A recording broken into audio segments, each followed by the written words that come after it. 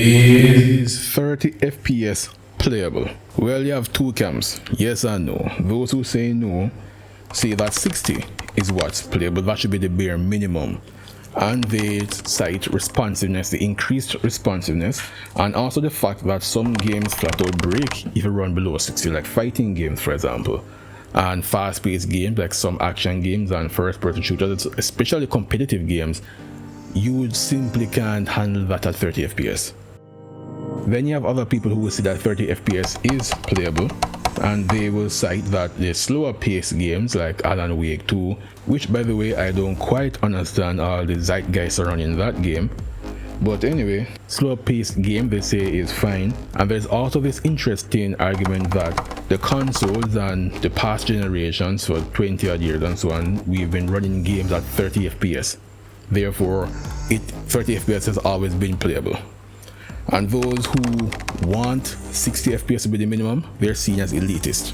I do agree that 60 FPS has some caveat because of the new technology that we have, particularly adaptive sync.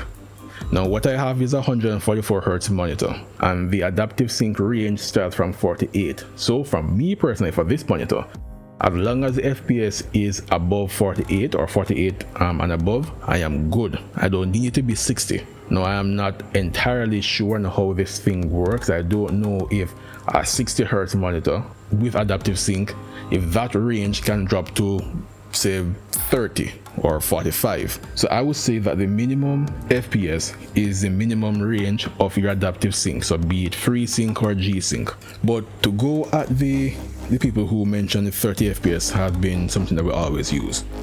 There's a flaw in that argument, and you can just apply it to resolution to highlight that flaw. The PS1, I think, runs at like 480p. So since consoles back in the day ran at 480p and we were able to get our immersive experiences and we became gamers and fans of the genre of the industry at 480p, does it make sense to say that 480p resolution is playable in 2023? Or do we say no, we want to bump that up to 1080p? So why is it then that for resolution we expect that to increase, but for the FPS you want to either stagnate or in some cases regress? So that's my issue with people who say that 30 FPS is playable. Technically, if you've never experienced anything better, I suppose only because they don't know any better, but in much the same way someone can play a 40p game on a CRTV because they didn't experience 1440p on a monitor, it doesn't mean that that's playable. So is 30 FPS playable? Perhaps, technically, but it ought not to be.